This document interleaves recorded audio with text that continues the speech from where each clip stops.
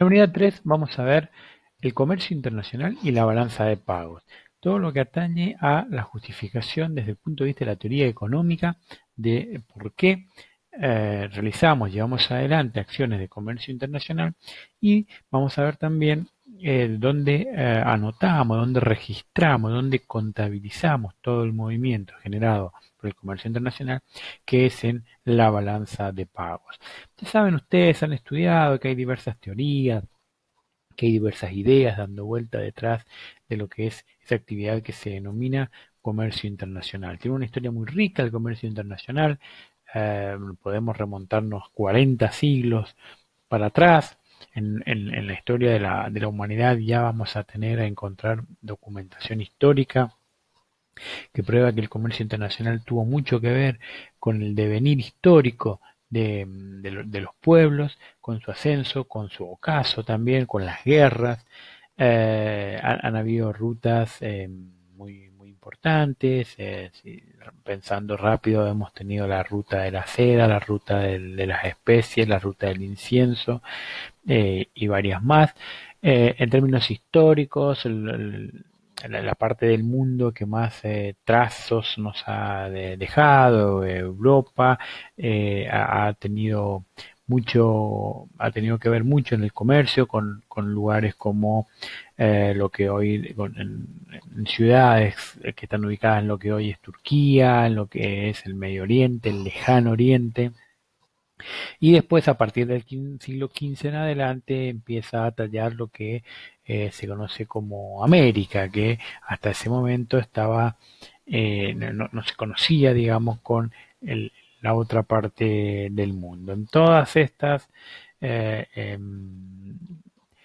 pautas históricas y geográficas encontramos en el comercio internacional el origen de muchos de los hechos históricos que ha llevado a que el mundo llegue a ser lo que hoy es. ¿Y por qué? Bueno, porque en el comercio internacional básicamente, primero no nos ponemos de acuerdo, no todos pensamos igual, aparte, refiriéndonos a las bondades y los costos del comercio internacional, pero sí está claro que hay una necesidad de las personas de comercializar con agentes económicos que se encuentran fuera de lo que hoy conocemos como su propio país. Es decir, el concepto de país antes tenía otros conceptos, naciones-estados, ciudades, pueblos, como quieran, pero siempre ha habido comunidades cerradas con la necesidad de intercambiar con otras comunidades. Básicamente el porqué del comercio internacional es el mismo porqué que hizo que el hombre empezara a establecerse, a acumular y a especializarse en la producción de tal o cual cosa, y eso lo llevaba a intercambiar con otras personas bienes y servicios. Esa especialización, cuando la llevamos al nivel de una comunidad, de un pueblo, de un país, es bajo el mismo principio la necesidad de especializarse, de intercambiar con agentes económicos que viven en otro lado. Esto que parece tan simple en realidad es bastante complejo, básicamente porque la presencia del comercio internacional lleva a que existan ganadores y perdedores dentro de la comunidad que decide comercializar con agentes económicos de otra jurisdicción. Por lo tanto, eh, si bien, así como podemos remontarnos 20 siglos e encontrar muy concretos de trazos, documentación histórica acerca del comercio internacional, en todo este tiempo tampoco hemos encontrado el camino a la libre comercialización. El libre comercio internacional es algo que no existe y en mi opinión no va a existir, por lo menos en la historia futura que hoy podemos llegar a pensar cómo puede ser.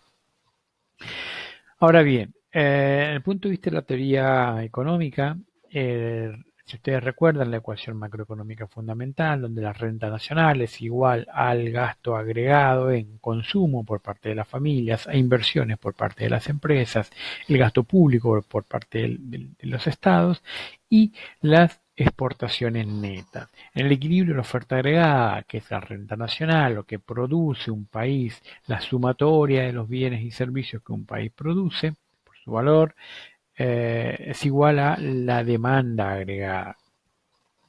En la demanda agregada encontramos entonces un apartado que son las exportaciones netas. En el equilibrio decíamos la oferta agregada es igual a la demanda agregada y las exportaciones netas que forman parte de esa demanda agregada es igual a lo que un país exporta menos lo que un país importa.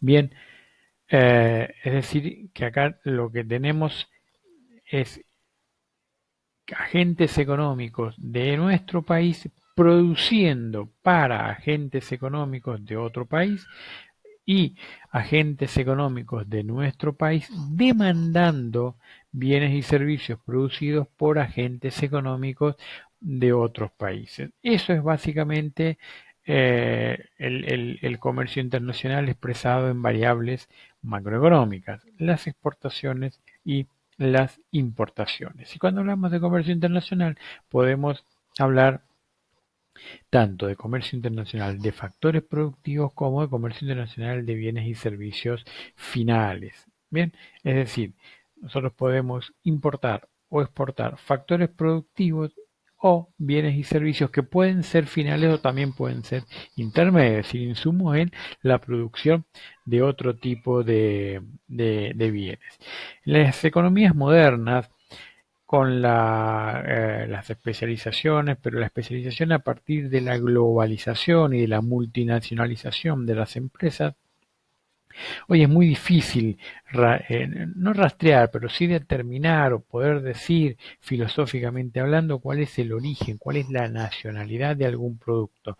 ¿Por qué? Porque la globalización ha llevado a que nos especialicemos por partes de la producción de lo que es después un producto final. Pensemos en un auto, pensemos en computadoras. En un país se establece el diseño, en un país se establece la idea, en un país se generan una determinada cantidad de insumos, en otro país se generan otra determinada cantidad de insumos, en algún otro país se puede ensamblar todo junto. Cuando nosotros llegamos al resultado final, al producto final que va a ser consumido por los agentes económicos que denominamos familias, decir, bueno, este producto es de tal o cual país, muchas veces, sobre todo cuando es de origen industrial, pero eh, esto es cada vez más extendido, es muy difícil decir cuál es el origen, cuál es la nacionalidad, en definitiva, de un producto. Sí sabemos cuáles son los flujos comerciales que han estado detrás de, de la producción de un determinado bien, pero es muy difícil porque ya pasa a ser una cuestión filosófica. Y a partir de ahí empezamos a decir cosas como, no lo fabricamos acá, acá solo se ensambla. Bueno, esto en realidad atiende a que no entendemos bien cuál es el funcionamiento del mundo moderno. En el mundo moderno, en las economías modernas, las cosas se fabrican donde las grandes empresas entienden que es más rentable económicamente, que es más eficiente desde el punto de vista económico y se van generando eh, bienes perdón, flujos de bienes y servicios, flujos internacionales, comercio internacional, donde en algunos países se produce tal cosa, en algunos países se produce tal otra, y va a ser cada vez más difícil determinar cuál es el origen en cuanto a nacionalidad de producto. Es más fácil es determinar cuál es quizás el flujo de dinero, a donde va a parar en definitiva el valor final de un bien o de un servicio. Y es en ese mundo complejo en el que tenemos que tomar decisiones de qué producir, cómo producir, cuándo producir, para quién producir. El comercio internacional entra a tallar de manera muy fuerte en las respuestas de esas decisiones, de esas preguntas, de las decisiones que van a responder esas preguntas, que son en definitiva las preguntas básicas de cualquier economía. ¿Qué producir? ¿Cómo? ¿Cuándo? ¿Dónde? El comercio internacional tiene mucho para decirnos y mucho hemos evolucionado, digamos. Cuando decimos evolucionado no es ni mejor ni peor, es que el mundo se ha ido, ha avanzado y las formas hoy de producir y los lugares donde se produce, si bien siguen estando como un tema central en las agendas económicas y políticas de todos los países del mundo, el camino recorrido ha sido muy largo.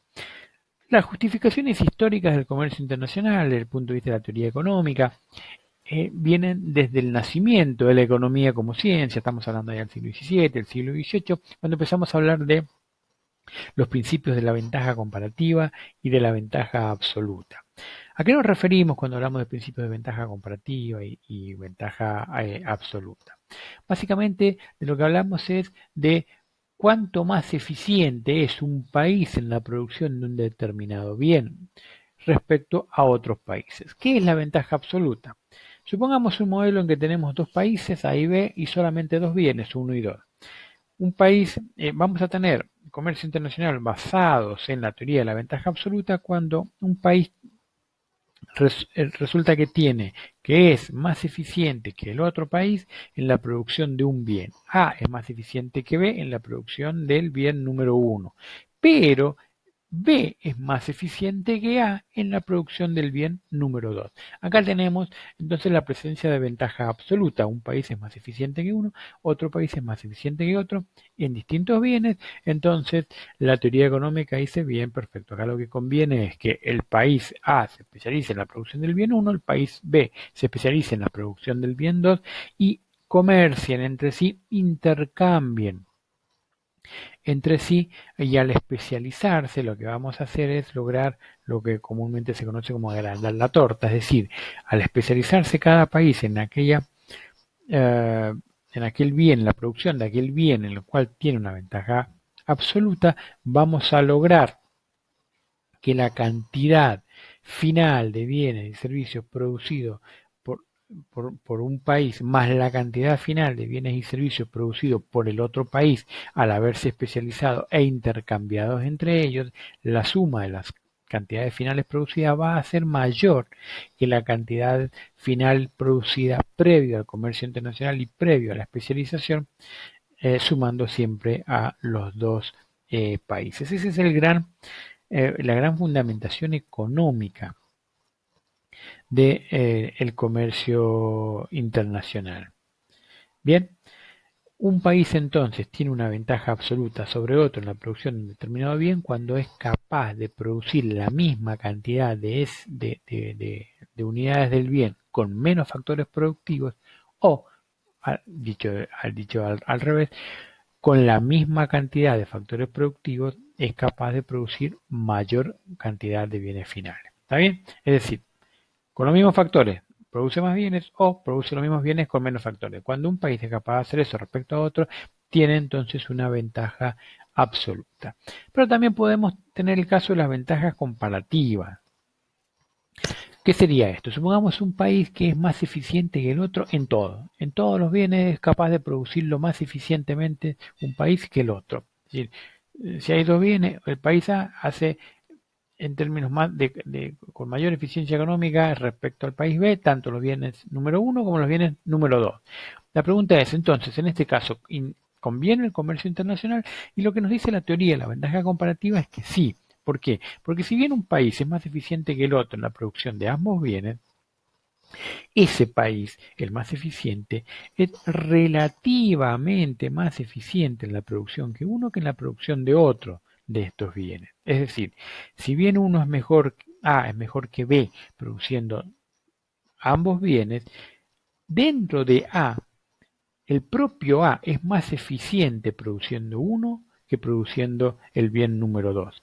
Entonces la teoría de la ventaja comparativa lo que dice es, conviene que cada país se centre, se especialice en producir aquel bien en el que es relativamente más eficiente y deje al otro país la producción del bien en que es relativamente menos eficiente. Entonces, aun cuando un país tenga ventaja absoluta en la producción de ambos bienes, es conveniente el comercio internacional y la especialización en aquel país en el que es relativamente más eficiente. Entonces, cuando tenemos ventaja absoluta, conviene el comercio internacional, y la teoría de la ventaja comparativa o relativa nos dice que también, a pesar de que un país sea absolutamente más eficiente que el otro en todas las producciones, un país puede ser relativamente más eficiente que el otro y convenir también la especialización a partir de